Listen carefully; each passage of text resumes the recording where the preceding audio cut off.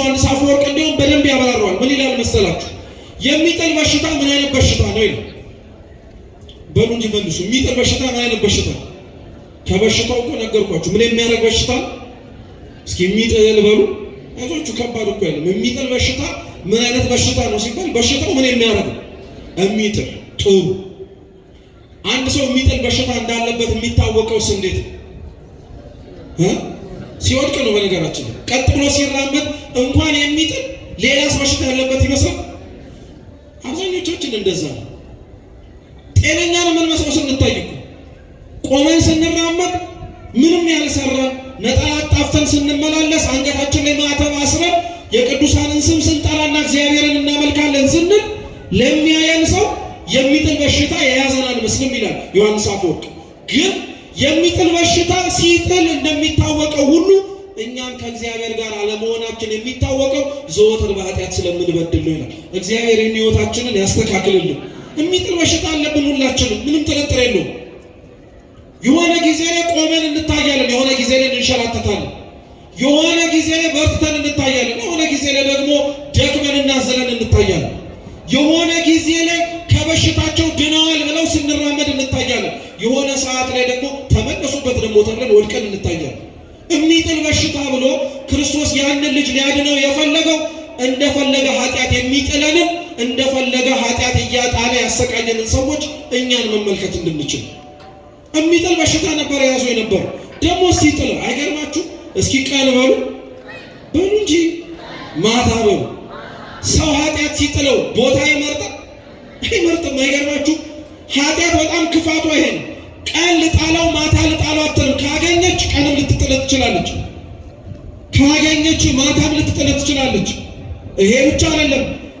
ይሄንን የሚጥለውን ልጅ አባቱ ስለሚጥለው በሽታ ሲናገር ምንድን ያለው?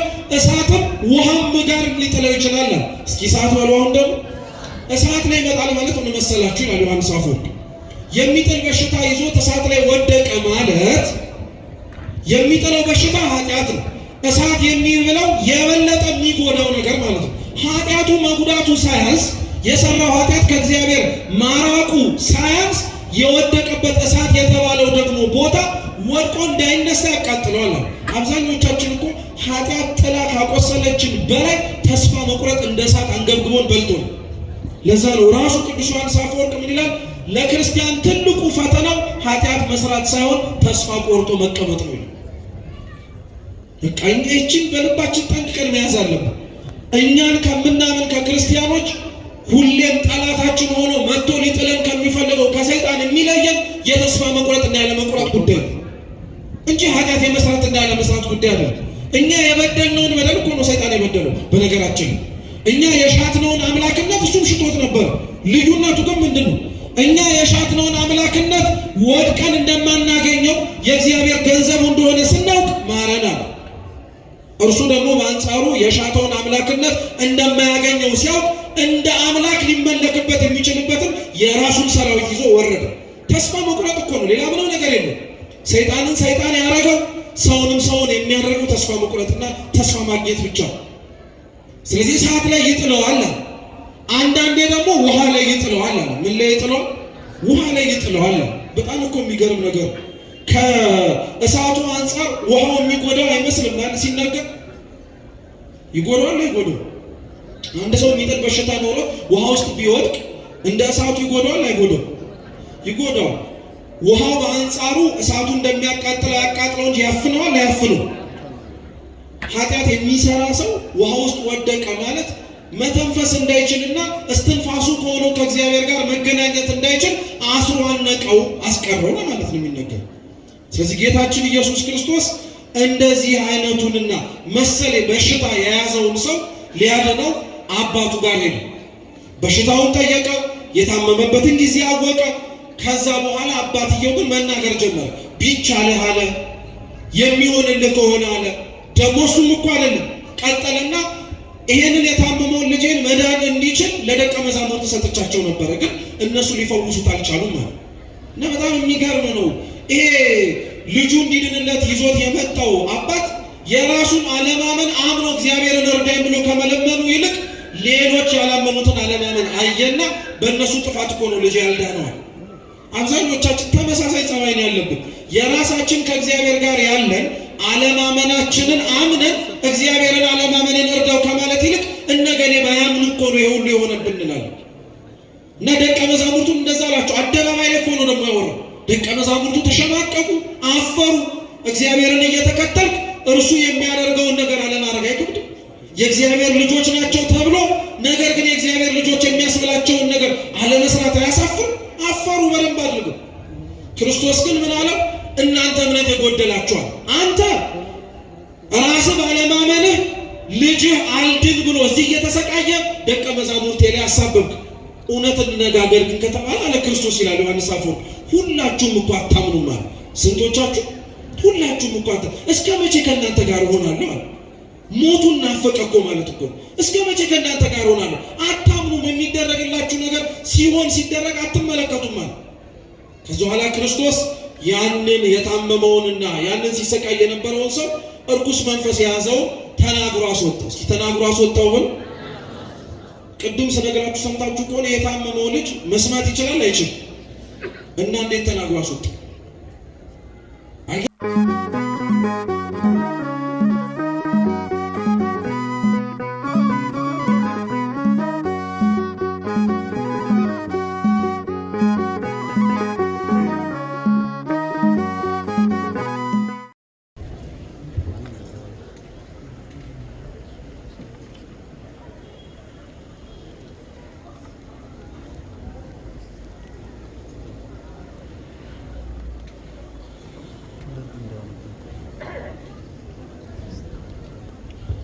በስመ አብ ወወልድ ወመንፈስ ቅዱስ አሐዱ አምላክ አሜን። በስመ አብ ወወልድ ወመንፈስ ቅዱስ አሐዱ አምላክ አሜን። ሁላችሁም ባላችሁበት አረፍ አረፍ በሉና ብለንና ማት በስመ አብ ወወልድ ወመንፈስ ቅዱስ አሐዱ አምላክ አሜን። ክቡር መልአከ ሰላም ቀሲስ ሰሎሞን የዚህ ቤተ መቅደስ ዋና አስተዳዳሪ፣ ክቡር መልአከ ገነት ሰሎሞን ዋለ፣ ክቡር ቆሞስ መልአከ ፀሐይ አባ ገብረ ፀሐይ፣ ክቡር ወንድማችን ሊቀ ዲያቆን ነቢዩ ሳሙኤል፣ ክቡር ወንድማችን ዘማሪ ክብሮም ገብረ ኪዳን፣ እንዲሁም ክቡር ወንድማችን ዘማሪ ዲያቆን ቴዎድሮስ፣ አባቶቻችን ካህናት፣ አበው መነኮሳት፣ ሊቃውንተ ቤተ ክርስቲያን፣ ሁላችሁም ከሩቅም ከቅርብም የተገኛችሁ የልዑል እግዚአብሔር ቤተሰቦች በወደደን ባከበረን በአምላካችን ፍጹም ሰላም እንደምን አመሻችሁ? እንደምን ዋላችሁ? እንደምን እስከ ሰዓት ደረሳችሁ? አሜን። በቸርነቱ በምህረቱ በይቅርታው ጠብቆ በእድሜያችን ለችን ሰዓት ጨምሮ ለዚህ ያደረሰን በፊቱም ያሳየነውን የእምነት ማነስ የምግባር ጉድለት አይቶ እንዳላየ ይቅር እያለ የሚያቆመን የአባቶቻችን አምላክ ልዑል እግዚአብሔር ስሙ የተመሰገነ ይሁን። እንኳን አደረሳችሁ፣ እንኳን አደረሳችሁ፣ እንኳን አደረሳችሁ። አምላካችን ልዑል እግዚአብሔር ከጻድቁ ከአባታችን ከአባ ሳሙኤል ዘዋልድባ ከሊቀ መልአኩ ከቅዱስ ሚካኤል ከዕለተ ሰንበት ከዘመነ ስብከት ረድኤት በረከት እንዲያሳትፈን የእርሱ ቅዱስ ፈቃድ ይሁንልን። ባለችን አጭር እና የተወሰነች ደቂቃ ሕያውና ዘላለማዊ የሆነውን የአምላካችንን ቅዱስ ቃል እንማራለን። ለዛሬው የትምህርታችን መነሻ የመጽሐፍ ቅዱስ ክፍለ ምንባብ አድርገን የምንማረው የሐዋርያው የቅዱስ ማቴዎስ ወንጌል ምዕራፍ 17 ከቁጥር 14 እስከ 21 ባለው መነሻ ይሆናል። እስኪ ማቴዎስ ወንጌል በሉ እንጂ ምዕራፍ 17 ከቁጥር 14 እስከ 21። ምናልባት ማስታወሻ ያለያዝን ካለን እንዲህ ስንለው ውስጣችን እንዲሰርጽ ነው። በዚህ መነሻ ክፍለ ምንባብ አድርገን የምንማር ነው የሚሆነው። አስቀድሜ የመጽሐፍ ቅዱሱን ቃል ሁላችሁ መስማት እንድትችሉ አነብላችሁና ወደ ትምህርታችን እንሄዳለን። እግዚአብሔር አምላካችን ከሁላችን ጋር ይሁን። ወደ ሕዝቡም ሲደርስ አንድ ሰው ወደ እርሱ ቀረበና ተንበርክኮ ጌታ ሆይ ልጄን ማርልኝ፣ በጨረቃ እየተነሳበት ክፉኛ ይሰቃያልና ብዙ ጊዜ በእሳት ብዙ ጊዜም በውሃ ይወድቃልና ወደ ደቀ መዛሙርትህም አመጣሁት ሊፈውሱትም አቃታቸው አለው። ኢየሱስም መልሶ የማታምን ጠማማ ትውልድ ሆይ እስከ መቼ ከእናንተ ጋር እኖራለሁ? እስከ መቼ ስታገሳችኋለሁ? ወደዚህ ወደ እኔ አምጡት አለ። ኢየሱስም ገሰጸው። ጋኔኑም ከእርሱ ወጣ፣ ብላቴናውም ከዚያ ሰዓት ጀምሮ ተፈወሰ። ከዚህም በኋላ ደቀ መዛሙርቱ ብቻቸውን ወደ ኢየሱስ ቀረቡ። እኛ ልናወጣው ያልቻለን ስለምን ነው አሉት። ኢየሱስም ስለ እምነታችሁ ማነስ ነው። እውነት እላችኋለሁ የሰናፍጭ ቅንጣት የሚያህል እምነት ቢኖራችሁ ይህን ተራራ ከዚህ ወዲያ እለፍ ብትሉት ይሆናል። ይህን አይነት ግን ከጸሎትና ከጾም በቀር አይወጣም አላቸው ይላል። ስለ ቅዱስ ቃሉ አምላካችን ስሙ የተመሰገነ ይሁን። ተመሳሳይ ታሪክ ነው። አሁንም ይህንኑም አዳምጡ። የማርቆስ ወንጌል ምዕራፍ 9 ከቁጥር 14 እስከ 29። ወደ ደቀ መዛሙርቱም በመጣ ጊዜ ብዙ ሕዝብ ሲከባቸው፣ ጻፎችም ከእነርሱ ጋር ሲከራከሩ አየ። ወዲያውም ሕዝቡ ሁሉ ባዩት ጊዜ ደነገጡ፣ ወደ እርሱም ሮጠው እጅ ነሱት። ጻፎችንም ስለምን ከእነርሱ ጋር ትከራከራላችሁ ብሎ ጠየቃቸው። ከሕዝቡ አንዱ መልሶ መምህር ሆይ ዲዳ መንፈስ ያደረበትን ልጄን ወደ አንተ አምጥቼዋለሁ። በያዘውም ስፍራ ሁሉ ይጥለዋል፣ አረፋም ይደፍቃል፣ ጥርሱንም ያፋጫል፣ ይደርቃልም። እንዲያወጡለትም ለደቀ መዛሙርት ነገርኳቸው፣ አልቻሉምም አለው። እርሱም መልሶ የማታምን ትውልድ ሆይ እስከ መቼ ከእናንተ ጋር እኖራለሁ? እስከ መቼ ስታገሳቸዋለሁ? ወደ እኔ አምጡት አላቸው። ወደ እርሱም አመጡት። እርሱንም ባየ ጊዜ ያ መንፈስ ወዲያው አፈራገጠው፣ ወደ ምድርም ወድቆ አረፋ እየደፈቀ ተንፈራፈረ። አባቱንም ይህ ከያዘው ስንት ዘመን ነው ብሎ ጠየቀው። እርሱም ከሕፃንነቱ ጀምሮ ብዙ ጊዜ ላጠፋው ወደ እሳትም ወደ ውሃም ጣለው፣ ቢቻልህ ግን እዘንልን እርዳንም አለው።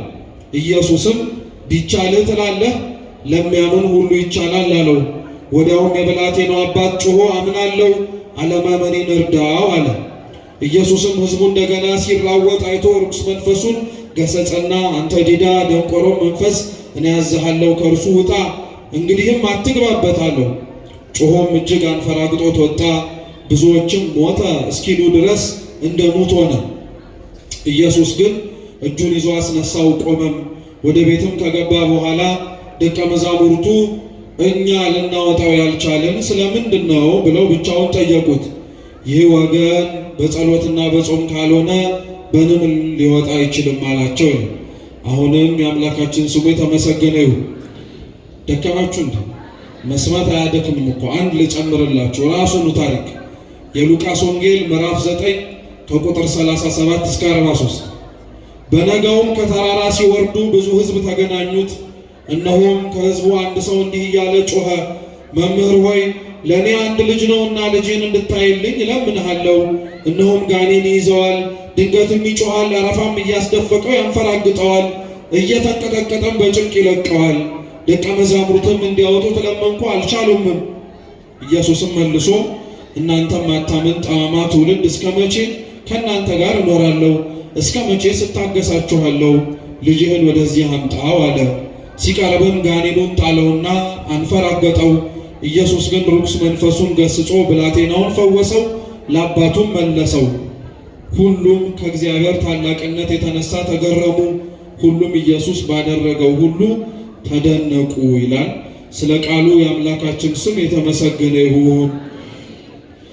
ይህንን ሁሉ ምናልባት ለማስታወስ ሊከብድ ስለሚችል እኛ የማቴዎስ ወንጌል ምዕራፍ 17 ቁጥር 20 ላይ ባለችው አንዲት ኃይለ ቃል መነሻነት እንማራለን። እስኪ የሰናፍጭ ቅንጣት በሉ ታክል እምነት። እስኪ ድገሙት። የሰናፍጭ ቅንጣት ታክል እምነት። እስኪ ሶስተኛ ስበሉት ታክል ምን?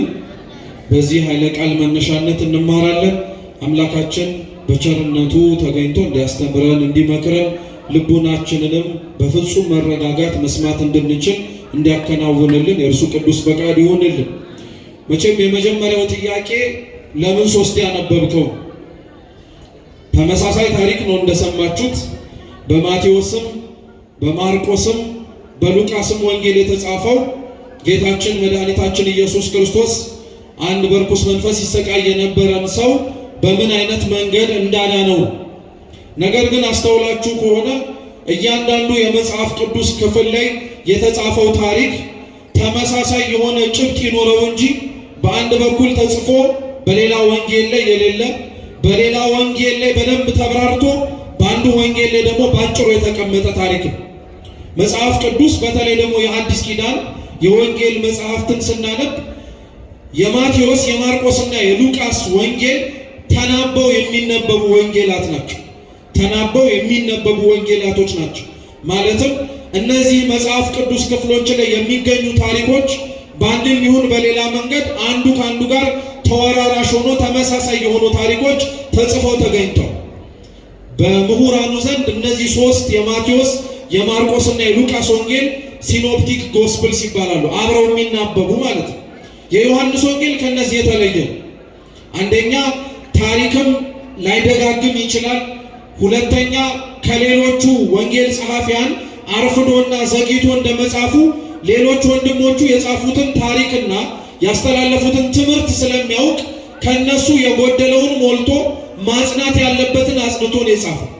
አጠቃላይ ግን ወንጌላት አራቱም በሚባል ደረጃ ማለት ነው የማቴዎስም የማርቆስም የሉቃስም የዮሐንስም ሶስት ነገሮችን ትኩረት አድርገው ነው የሚጽፉት። መጀመሪያ የሚያወሩት ስለ ጌታችን ስለ ኢየሱስ ክርስቶስ ታሪክ ነው። ስለማን ታሪክ? ስለ ጌታችን ስለ ኢየሱስ ክርስቶስ። ሁለተኛ እነዚህ ወንጌላት የሚያወሩት ስለ ክርስቶስ ትምህርት ነው። ምድር ላይ ጌታችን ምን አስተማረ ቢባል መጀመሪያ የምንጠቅሰው መጀመሪያ እንዳስተማረም ጭምር ተጽፎ የምናገኘው ወንጌል ላይ ስለሆነ ወንጌል የክርስቶስ ትምህርቶች ተጽፎበታል። ሶስተኛው ወንጌል ላይ የተጻፈው የክርስቶስ ዓለምን የማዳኑ የቤዛነቱ ስራ ነው። በታሪክ ቢለያዩ በአገላለጽ ቢለያዩ አራቱም ወንጌላት ካስቀመጧቸው ተመሳሳይ ታሪኮች መካከል ዋነኛውና ተቀዳሚው ክርስቶስ መከራ ለሰው ልጅ እንደተቀበለ፣ እንደተሰቃየ፣ እንደተወለደ ዓለምንም ደግሞ ጭምር ሊያሳልፍ እንደሚመጣ እንዳረገ መሰል አይነት ነገሮች በወንጌልና በተያያዥ ቅዱሳት መጽሐፍት ላይ ተጽፈዋል። እንዳልኳችሁ ግን በተለይ ማቴዎስ፣ ማርቆስና ሉቃስ ግን ተመሳሳይ የሆኑ ታሪኮች ይጽፋሉ። የመጀመሪያው መጠየቅ ያለብን እናንተም ሁላችንም መረዳት ያለብን ነጥቦች አሉ። ታሪኩ ላይ ገብተን ምን እንደምንማርበት ከማወቃችን በፊት ተመሳሳይ የሆነ ታሪክ ከሆነ ጭብጡም ተመሳሳይ ከሆነ ለምን ተደጋጋሚ መጽሐፍ አስፈለገ? ለምን ተደጋጋሚ ጻፈ? ማቴዎስ ከጻፈው ታሪኩ ለምን ማርቆስ ይደግመዋል? ለምን ሉቃስ ይደግመዋል?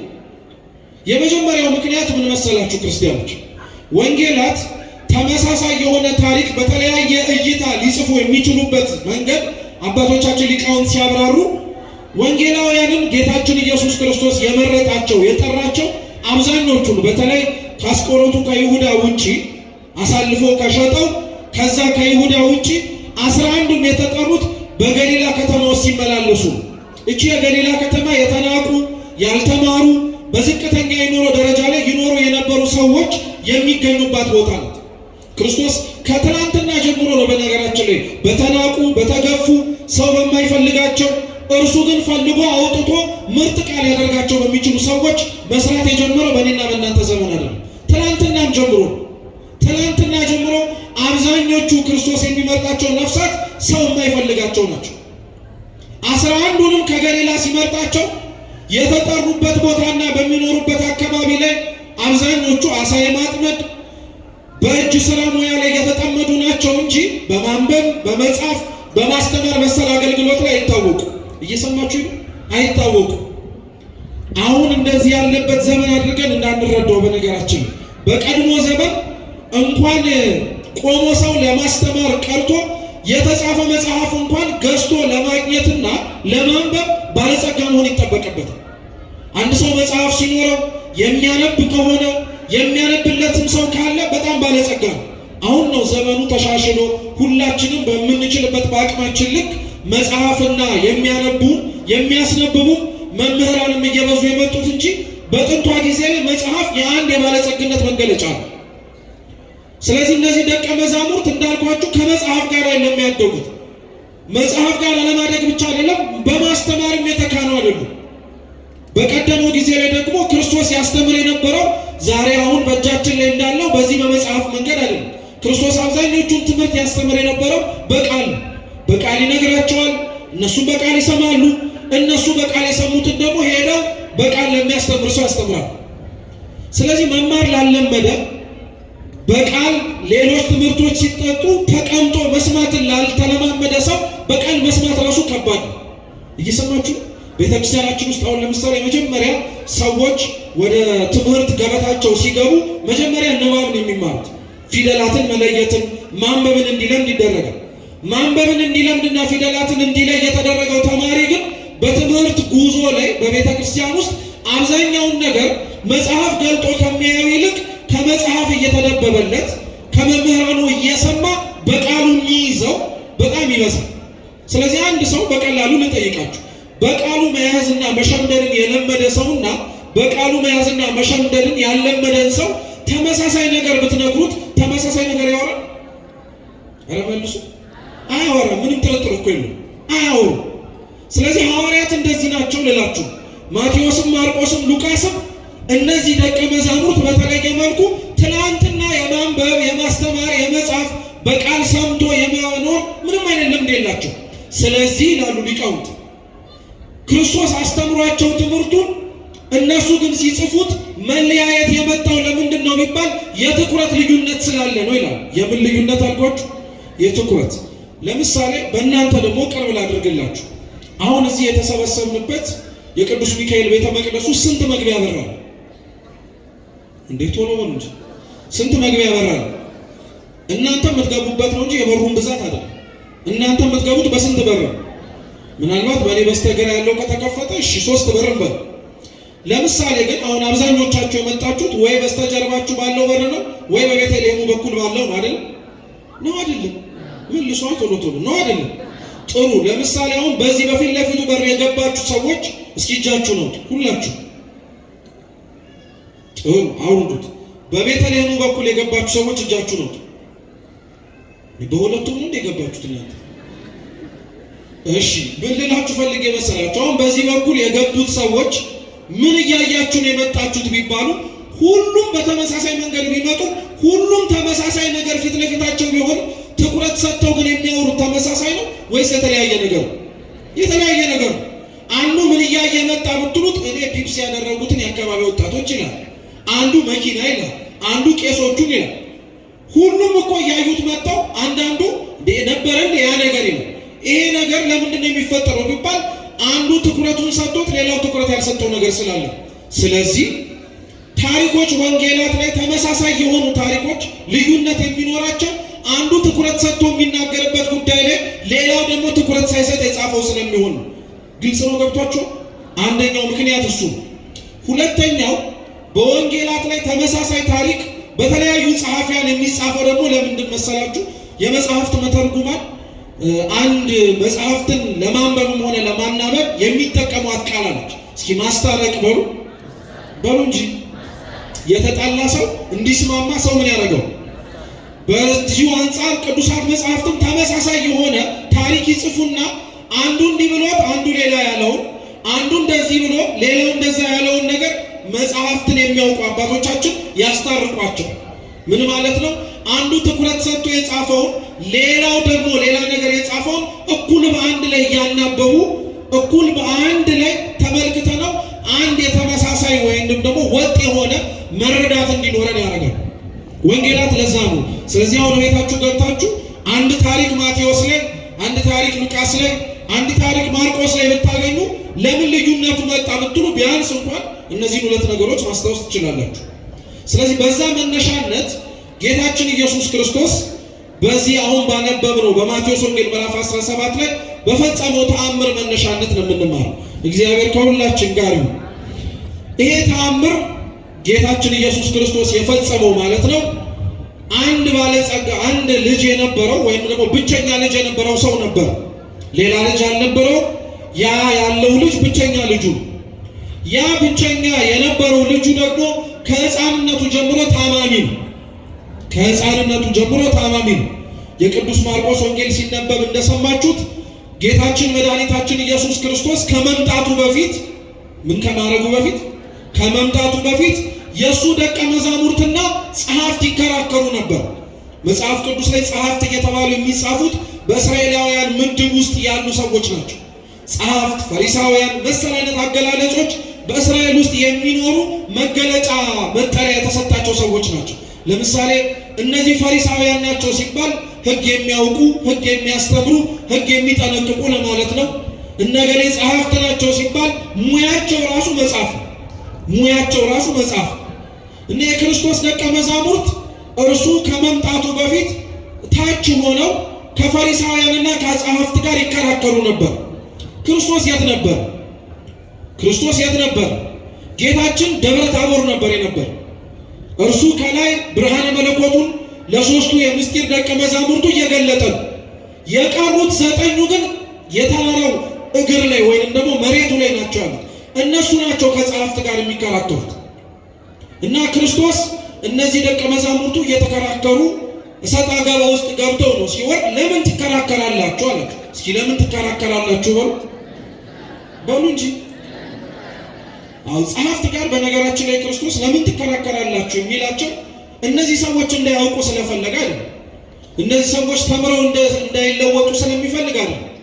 በጣም የሚገርማችሁ ጸሐፍት ፈሪሳውያን የሚጠይቁት ጥያቄያቸውን ከራሳቸው ክብርና ለራሳቸው አላዋቂነታቸው እንዲሸፈን ከመፈለግ እንጂ ለማወቅ፣ ለመረዳት፣ ለመጠንቀቅ ምናምን አይደለም። እነሱ ነገሮች ከበኋላ ነው የሚመጡት።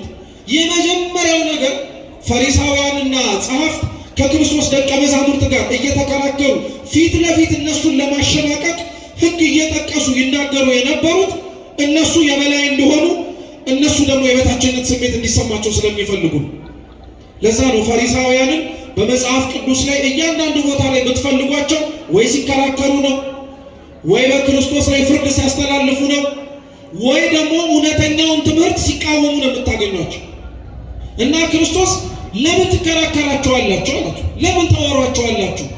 እናንተ የምትረዱትን ለመረዳት፣ እናንተ ያመናችሁትን ለማመን፣ እናንተ የተቀበላችሁትን ለመቀበል ልቡናቸው ዝግ ስለሆነ ሐሳባቸውን ጭምር ደግሞ የታተመ ስለሆነ ብትናገሩም ባትናገሩም የምታመጡት ለውጥ የለም። ስለዚህ ለምን ትከራከሯቸዋላችሁ? ለምን ታወራቸዋላችሁ? ለምን መልስ ትሰጧቸዋላችሁ አላቸው። እውነት ነው። በነገራችን ላይ ሰው ከሌላ ሰው ጋር የሚያወራው የሚነጋገረው መግባባት ሲችልና ለመግባባትም ጭምር ፍላጎት ሲኖር። ፈሪሳውያን እንደዛ አይደሉም። ፈሪሳውያን አብዝተው ለክብራቸው የሚጨነቁ ናቸው። እንኳን በደቀ መዛሙርቱ ቀርቶ በክርስቶስ ፊት ራሱ ቆመው ይከራከራሉ እኮ እነሱ። እንደው ለዚህ እንኳን አንድ ማሳያ እናቅርብን ምን ያክል ለክብራቸው እንደሚጠነቀቁ። አሁን እኛ እንደተሰበሰብንበት በምሽት እየመጣ በተሰበሰቡበት በደቀ መዛሙርቱ እግር ስር አብሮ እየተቀመጠ ይማር የነበረ ከፈሪሳውያን አለቆች መካከል አንድ ሰው ነበረ፣ ኒቆዲሞስ የሚባል። ኒቆዲሞስ አንዱ በማታ እየመጣ ይማርበት የነበረው፣ አንዱ ሰው በማያየው ሰዓት እየመጣ ከክርስቶስ እግር ስር ይቀመጥበት የነበረው ጉዳይ ምንድን ነው? ክብሩ እኮ ነው። ሌላ ምንም ነገር አለ? እንደዚህ አይነት ሰው ጸባይ ነገራችን ላይ ያለዋል።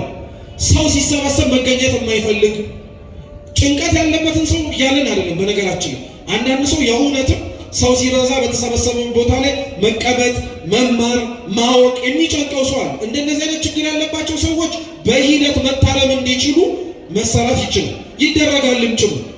አንዳንዶቻችን ግን ስራዬ ብለን ከሰው ጋር ላለመመሳሰል ሰው የሚገኝበት ቦታ ላይ በመገኘት እኛ ክብራችን ያነሰ ከምንገኝበት ሰው ጋር ተመሳሳይ ሆነን እንዳንቆጠር ብለን ሌሊት የምንመጣ ሰዎች አሉ። እውነት ወይስ ሐሰት?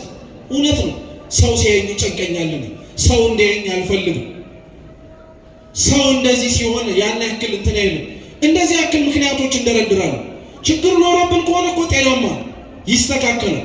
አንዳንዶች ግን ችግር ኖሮብን አይደለም እንደዛ የምንለው። ይሄ መታየቱ እውቅና መሰጠቱ ከሌላው ሰው ጋር አብሮ በመቀመጥና በመገኘት ውስጥ ዝቅተኛ የሆነ ስሜት ይሰማኛል ብለን የምንሰጋ ስላለን። ኒቆዲሞስ እንደዛ ነበር፣ ለክብሩ ይጨነቅ ነበር። ስለዚህ ክርስቶስን ሌሊት ይማር ነበር አብሮ ቁጭ ብሎ።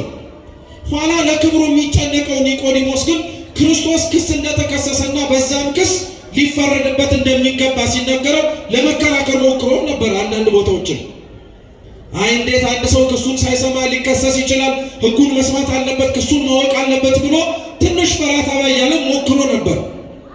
ነገር ግን ጭብጡ ምንድነው? ኒቆዲሞስ ደፍሮ ከክርስቶስ ጋር አብሬ ቆሜያለሁ ለማለት የሚያስተምረውን ትምህርት ተቀብሎ ለመኖር እየከለከለው የነበረው ክብሩ ነው። እስኪ ክብሩ በሉ።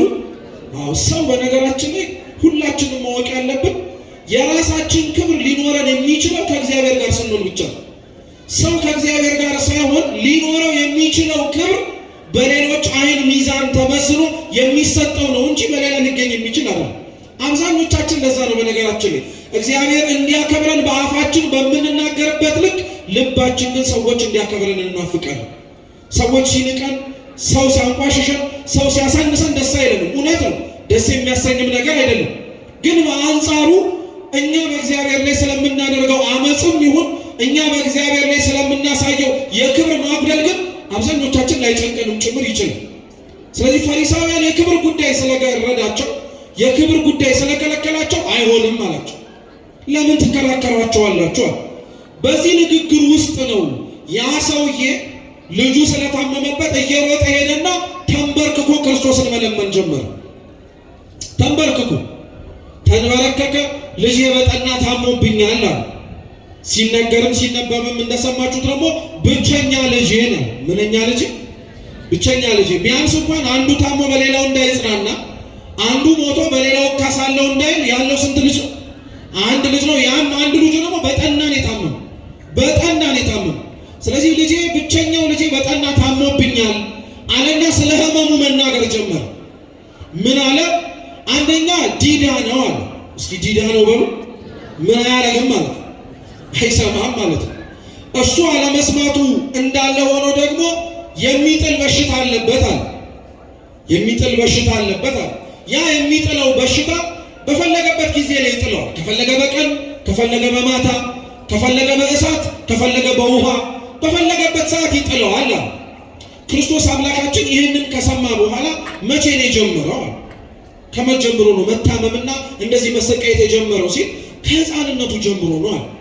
እንግዲህ አስቡት። በሽታ በነገራችን ላይ በጣም የሚያመው ለሚያስታምመው ሰው ብቻ አይደለም። በሽታ በጣም አድርጎ ውስጥን የሚጎዳው መዳንንና ፈውስን ተስፋ እያደረገ ለሚጠብቀው ለታማሚው ራሱ በጣም ያመዋል። አስቡት። ከህፃንነቱ ጀምሮ በዚህ አይነት በሽታ ላይ የተሰቃየው ልጅ ምናልባት እኮ በወደቀበት ጊዜ ላይ ራሱ ባልነሳ ብሎ ሊመኝ ይችላል። መልሶ እንደሚወድቅ ስለሚያውቅ የቀን የሰዓት የሆነ ጊዜና አጋጣሚ ጉዳይ ነው። ስለዚህ ከልጅነቱ ጀምሮ ያመዋል። ጌታችን ኢየሱስ ክርስቶስ ከዛ በኋላ ልጁን ፈወሰለት። ወደ ልጁ ፈውስ ከመግባታችን በፊት ሌሎች ነገሮችን በነጥብ እናንሳ፣ ለሁላችንም ስለሚረዳ። የመጀመሪያው መጠየቅ ያለብን ነገር ምን መሰላችሁ ክርስቲያኖች? ይሄ ሰውዬ ለምን ታመመ ብለን እንጠይቅ እስኪ።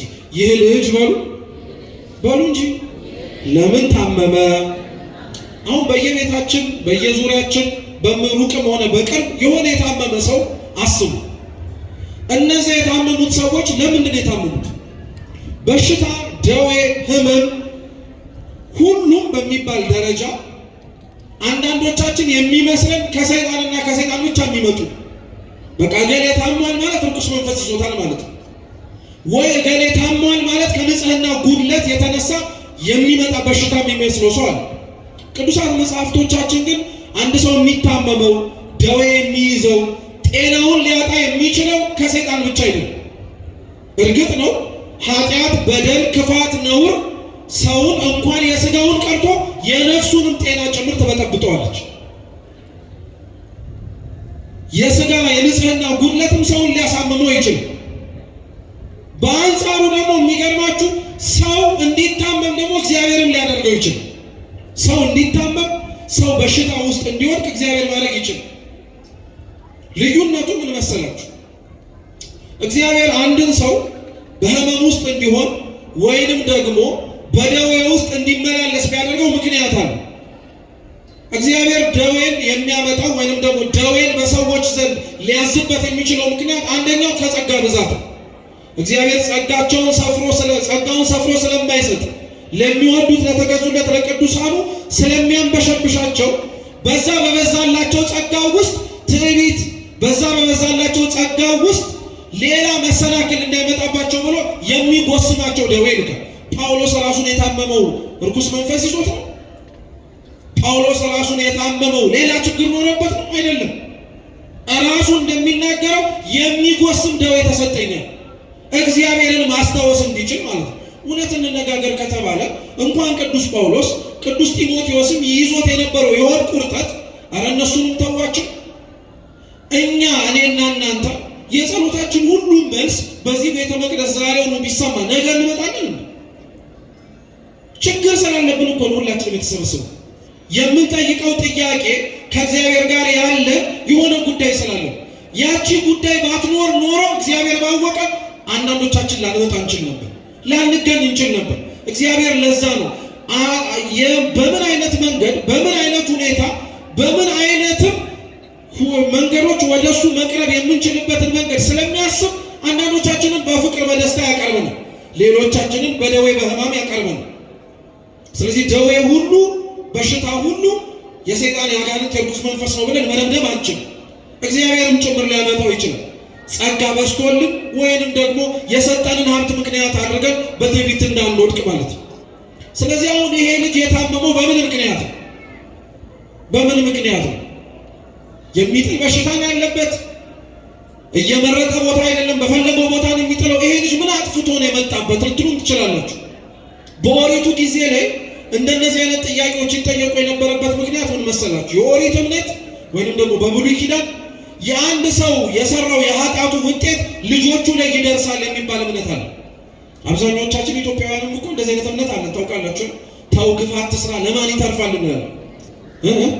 ለልጅ ይተርፋል እንላለን። እውነት እኮ ነው። ለምሳሌ ዮሐንስ ወንጌል ምዕራፍ 9 ላይ አንድ ከእናቱ ማህፀን ጀምሮ የአይን ምንም አይነት አሻራ ምልክት ሳይኖርበት ልሙጥ ግንባር ሆኖ የተወለደ ሰው ነበር። ያንን ሰው የክርስቶስ ደቀ መዛሙርት ተመለከቱትና ምን አሉት? ይህ ሰው ዕውር ሆኖ የተወለደው በማን ጥፋት ነው? በእርሱ ነው ወይስ በወላጆቹ? እስኪ በእርሱ ነው በሉ ወይስ በወላጆቹ?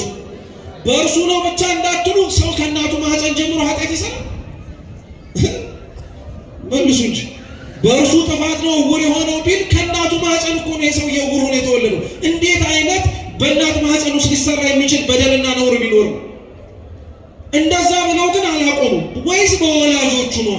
በጣም እኮ የሚገርም ነው። ስለዚህ ወላጅም ለካ የሚያጠፋው ጥፋት፣ ወላጅም ለካ የሚሰራው ነገር ለልጅ ሊተርፍ ይችላል ማለት ነው። ክርስቶስ ታዲያ ግን ምን አላቸው መሰላችሁ? ይህ ሰው የታመመው በራሱ በወላጆቹ ጥፋት አይደለም ማለት። አብራችሁ ይበሉ፣ የእግዚአብሔር ክብር በሉ እንጂ ይገለጥበት ዘንድ ነው።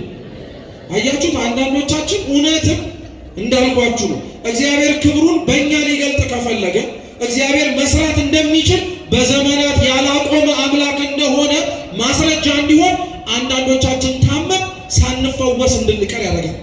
እርሱ ብቻ ካልሆነ ደግሞ የሚፈውሰን ማንም የለም። አይገርማችሁ? በጣም እኮ ነው የሚደንቅ።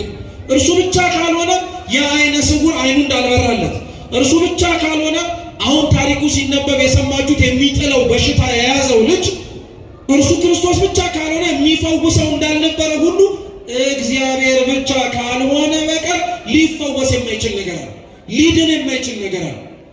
ስለዚህ ጌታችን ኢየሱስ ክርስቶስ ይሄ ልጅ በምን መንገድ እንደታመመ በማን ምክንያት እንደዚህ ሊሆን እንደቻለ ምንም ማለት መረጃ አልነገርም። ዝም ነው ያለው። ቀጠለና ግን መቼ ነው የታመመው? ከልጅነቱ ጀምሯል። ከልጅነቱ ጀምሯል። ይሄ ልጅ እንግዲህ ከልጅነቱ ጀምሮ እንዳልኳችሁ የሚጥል በሽታ ነው፣ በጣም ክፉ ነው። ስለዚህ ጌታችን ኢየሱስ ክርስቶስ ይሄንን ልጅ በማዳንና በመፈወሱ ውስጥ ሊያሳምየንና ሊያስተምረን የፈለገው ነጥብ ምን መሰላችሁ? ወንጌል ላይ ተጽፈው የምታነቧቸው ተአምራቶች በሙሉ እግዚአብሔር ማድረግ እንደሚችል ማስረጃ እንዲሆኑ የተቀመጡ ትምህርቶች ብቻ አይደሉም። ወንጌል ላይ ተጽፎ የምናገኛቸው ተአምራት በስጋ አንጻር እኛ በነፍስ የታመምነውን ደዌ ማነጸሪያና መመልከቻ እንዲሆኑ የተቀመጡ ናቸው። ለምሳሌ ክርስቶስ ዕውር የሆኑትን አበራ ሲባል ዕውር በስጋ የሆኑትን ሰዎችን ስንሰማ እኛ አይነ ልቡናችን የታወረው እንድንበራ፣ ክርስቶስ የሚጥል በሽታ ያለባቸውን ሰዎች አዳነ ተብሎ ሲነገርም እንደሰው እና ቅዱስ ዮሐንስ አፈወርቅ እንዲሁም በደንብ ያብራራዋል። ምን ይላል መሰላችሁ? የሚጥል በሽታ ምን አይነት በሽታ ነው ይላል። በሉ እንጂ መልሱ። የሚጥል በሽታ ምን አይነት በሽታ? ከበሽታው እኮ ነገርኳችሁ። ምን የሚያደርግ በሽታ? እስኪ የሚጥል በሉ። አይዞቹ ከባድ እኮ አይደለም። የሚጥል በሽታ ምን አይነት በሽታ ነው ሲባል በሽታው ምን የሚያደርግ የሚጥል። ጥሩ። አንድ ሰው የሚጥል በሽታ እንዳለበት የሚታወቀውስ እንዴት? ሲወድቅ ነው። በነገራችን ቀጥ ብሎ ሲራመድ እንኳን የሚጥል ሌላስ በሽታ ያለበት ይመስላል።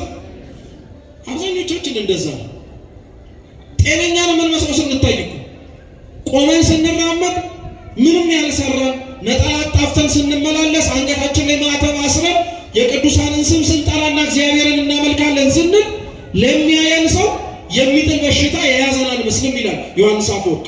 ግን የሚጥል በሽታ ሲጥል እንደሚታወቀው ሁሉ እኛም ከእግዚአብሔር ጋር አለመሆናችን የሚታወቀው ዘወትር በኃጢአት ስለምንበድል ነው ይላል። እግዚአብሔር ሕይወታችንን ያስተካክልልን።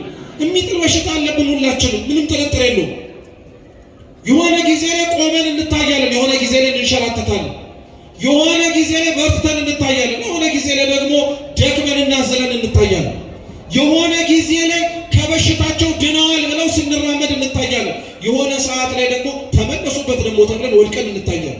የሚጥል በሽታ ብሎ ክርስቶስ ያንን ልጅ ሊያድነው የፈለገው እንደፈለገ ኃጢአት የሚጥለንን እንደፈለገ ኃጢአት እያጣለ ያሰቃየንን ሰዎች እኛን መመልከት እንድንችል የሚጥል በሽታ ነበር የያዙ የነበረው። ደግሞ ሲጥለው አይገርማችሁ? እስኪ ቀን በሉ እንጂ ማታ በሉ። ሰው ኃጢአት ሲጥለው ቦታ ይመርጣል? አይመርጥም። አይገርማችሁ? ኃጢአት በጣም ክፋቷ ይሄ ነው። ቀን ልጣለው ማታ ልጣለው አትልም። ካገኘች ቀንም ልትጥለት ትችላለች፣ ካገኘች ማታም ልትጥለት ትችላለች። ይሄ ብቻ አይደለም። ይሄንን የሚጥለውን ልጅ አባቱ ስለሚጥለው በሽታ ሲናገር ምንድን ያለው? እሳትም ውሃም ጋር ሊጥለው ይችላል። እስኪ እሳት በሉ። አሁን ደግሞ እሳት ላይ ይመጣል ማለት ምን መሰላችሁ ይላል ዮሐንስ አፈወርቅ። የሚጥል በሽታ ይዞት እሳት ላይ ወደቀ ማለት የሚጥለው በሽታ ኃጢአት ነው። እሳት የሚብለው የበለጠ የሚጎዳው ነገር ማለት ነው። ኃጢአቱ መጉዳቱ ሳያንስ የሰራው ኃጢአት ከእግዚአብሔር ማራቁ ሳያንስ የወደቀበት እሳት የተባለው ደግሞ ቦታ ወድቆ እንዳይነሳ ያቃጥለዋል። አብዛኞቻችን እኮ ኃጢአት ጥላ ካቆሰለችን በላይ ተስፋ መቁረጥ እንደ እሳት አንገብግቦን በልቶ ነው። ለዛ ነው ራሱ ቅዱስ ዮሐንስ አፈወርቅ ምን ይላል? ለክርስቲያን ትልቁ ፈተናው ኃጢአት መስራት ሳይሆን ተስፋ ቆርጦ መቀመጥ ነው። በቃ እኛችን በልባችን ጠንቅቀን መያዝ አለብን። እኛን ከምናምን ከክርስቲያኖች ሁሌም ጠላታችን ሆኖ መጥቶ ሊጥለን ከሚፈልገው ከሰይጣን የሚለየን የተስፋ መቁረጥና ያለመቁረጥ ጉዳይ ነው እንጂ ኃጢአት የመስራትና ያለመስራት ጉዳይ አይደለም።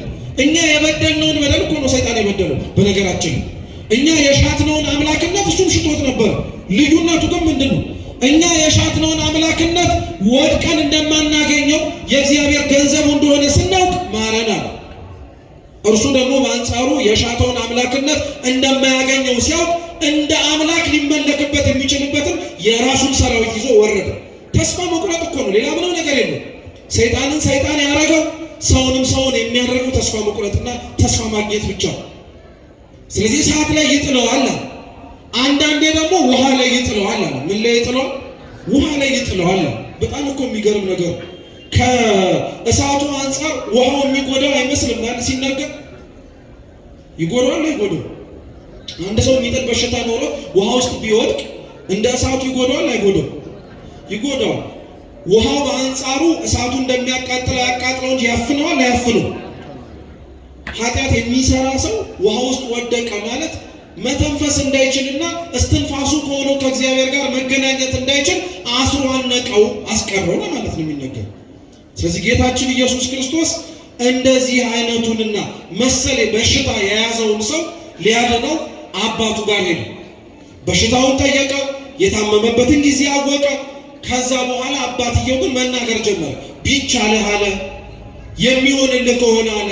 ደግሞ እሱም እኮ አይደለም ቀጠልና ይሄንን የታመመውን ልጄን መዳን እንዲችል ለደቀ መዛሙርቱ ሰጥቻቸው ነበረ፣ ግን እነሱ ሊፈውሱት አልቻሉም ማለት እና በጣም የሚገርም ነው።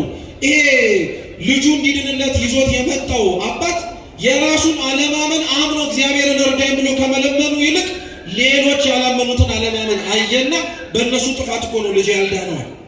አብዛኞቻችን ተመሳሳይ ጸባይ ነው ያለብን። የራሳችን ከእግዚአብሔር ጋር ያለን አለማመናችንን አምነን እግዚአብሔርን አለማመንን እርዳው ከማለት ይልቅ እነገሌ ባያምኑ እኮ ነው የሁሉ የሆነብን እንላለን። እና ደቀ መዛሙርቱ እንደዛ አላቸው። አደባባይ ላይ እኮ ነው ደግሞ ያወራው። ደቀ መዛሙርቱ ተሸማቀቁ፣ አፈሩ። እግዚአብሔርን እየተከተልክ እርሱ የሚያደርገውን ነገር አለማድረግ አይከብድም? የእግዚአብሔር ልጆች ናቸው ተብሎ ነገር ግን የእግዚአብሔር ልጆች የሚያስብላቸውን ነገር አለመስራት አያሳፍርም? አፈሩ በደንብ አድርገው። ክርስቶስ ግን ምን አለው?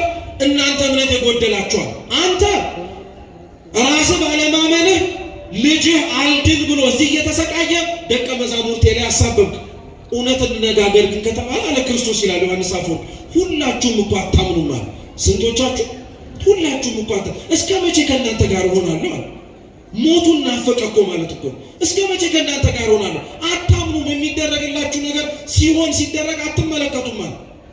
ከዚህ በኋላ ክርስቶስ ያንን የታመመውንና ያንን ሲሰቃይ የነበረውን ሰው እርኩስ መንፈስ የያዘውን ተናግሮ አስወጣው። እስኪ ተናግሮ አስወጣው ብሎ ቅድም ስነግራችሁ ሰምታችሁ ከሆነ የታመመው ልጅ መስማት ይችላል አይችልም?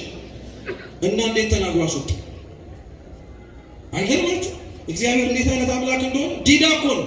እኛ የምናውቀው ዲዳ የሆነ ሰው ምን እንደማያደርግ፣ እግዚአብሔር ግን ሲናገር እንዲህ አይነት አምላክ ነው። ዲዳ የሆነ ጆሮ እንኳን በድምፁ ምን ማድረግ የሚችል መክፈት ብቻ አይደለም፣ ዲዳ ያደረገውንም ሌላውንም የበሽታውንም መንስኤ ነቅሎ ማውጣት የሚችል። ምን የክርስቶስ ዲዳን ማናገሩ ይደንቃችኋል እንዴ? ዮሐንስ መጥምቅ እኮ ሲወለድ እኮ የአባቱን ልሳን የፈታው እሱ አይደል እንዴ? ዮሐንስ ማድረግ ከቻለው ክርስቶስ እንዴት ያቀተው? ዲዳ የሆነውን ልጁን አፉን እንዲፈታው አደረገው ክርስቶስ። ከዛ በኋላ ግን ጭብጡን ጠቀለለላችሁ። ምን አላችሁ? የሰናፍጭ ቅንጣት ታክል እምነት ካላችሁ ሁሉም ነገር መደረግ ይችላል። እንዲያውም ሳጠነክረው ይህን ተራራ ከዚህ ተነስተ ወዲያ ሂድ ብትለው ይደረግልሃል። ጭብጡ ምን ሊያስተምራቸው ፈልጎ መሰላችሁ? አንዱን ብቻ ልንገራችሁ። እንደነዚህ አይነት በሽታ ይዟቸው የሚመጡትን ሰዎች ልታድናቸው ወይም ልትፈውሷቸው ስልጣን ሰጥቻችሁ ነበረ። እውነት ነው። ክርስቶስ ለሐዋርያቱ አጋንንትን ማውጣት እንዲችሉ፣ ጊንጡን እባቡን መርገጥ እንዲችሉ ስልጣን ሰጥቷቸዋል።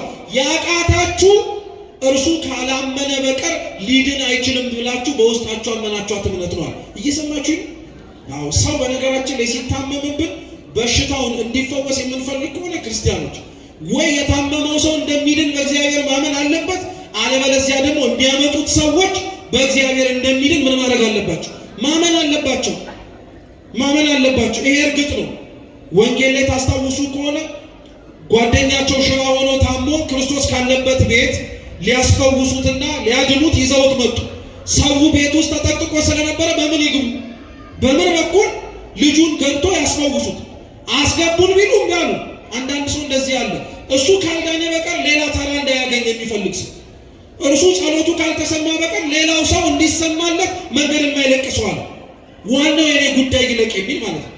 እነዚህ ጓደኞቹ በጣም ከአቅማቸው በላይ ሲሆን ሽባውን ሰውዬ ከነቃሬዛው ተሸክመው ጣሪያ ላይ ወጡ። ምን ላይ ወጡ? ጣሪያ ላይ ወጡ። ጣሪያውን ነቀሉት። ያንን ሽባ የሆነውን ሰውዬ በገመድ ይዘው ለአራት ከክርስቶስ እግር ስር ፊት ለፊት ቁጭ አደረጉት። እንግዲህ የሚያድን ያድን ብለው ማለት ነው። ክርስቶስ ምን እንዳደረገ ታውቃላችሁ? በገመድ ያወረዱትን ሽባ ሳይሆን የተመለከተው በላይ እነሱ የጣሉለት ወንድሞቹን ጓደኞቹን አየና ስለ እነሱ እምነት ብዬ ምሬሃለሁ። እየሰማችሁ? ስለማን ብሎ? አራት ሰዎች ገመድ ይዘው ሽባ የሆነ ሰው ከክርስቶስ ፊት አውርደው ስለ እምነታቸው ማስማር ከቻሉ እንዴት ቅዱስ ሚካኤል ከፊት ለፊቱ እግዚአብሔርን አድነው ብሎ ጥሎ ላያስምርል? ጻድቃን ቅዱሳን ከእግዚአብሔር እግር ስር አስቀምጠው እባክህ ተመልከተው ቢሉ ስለ እነሱ ብሎ እግዚአብሔር ላያየን ነው? የሰናፍጭ ቅንጣት ታክል እምነት ካለ ማለት እሱ እንከን የሌለ ፍጹም የሆነ በተስፋ ውስጥ አምኖ ልትቀበለው የሚገባ መከራ እንዳለ አምኖ የተዋጀ እምነት ካለ አንድ ተራራ አይደለም እንደውም ማንሳት የምትችለው። ቅዱስ ጳውሎስ አንደኛ ቆሮንቶስ መልእክቱ ምዕራፍ 13 ላይ ሲናገር ፍቅር ግን ከሌለኝ ተራሮችንም ባፈልስ እንኳን ከንቱ ነኝ ያሏል። ክርስቶስ እኮ ተራራ ነው ያለው፣ ጳውሎስ ግን ተራሮች ነው ያለው። ሰው በእግዚአብሔር ማመን ከቻለ ተራራ የሚባለውን አንዲት ነገር ብቻ ሲሆን ብዙ ተራሮችን ማንሳት ይችላል። እግዚአብሔርን ያመኑ በእግዚአብሔርን በመታመናቸው እንደ ተራራ ተመስለው ያሉ ብዙ ኃጢአቶቻችንን፣ ነውሮቻችንን፣ ክፋቶቻችንን እግዚአብሔር እየነቀለ የሚያነሳልን እኛ ላይ የሰናፍጭ ቅንጣት እምነት ታክል አግኝቶ ይመስላችኋል? በፍጹም። በቅዱሳኑ በኩል ግን ያለውን እምነት እየተመለከተ እግዚአብሔር እኛ ምን ያደርገናል? ይምረናል። እርሱ በቸርነቱ አይቶ ሁላችንም ካለብን ከሚጥለን ነገር ሁሉ ይሰውረን። የሰማነውን በልቦናችን ሰሌዳ ይጻፍልን።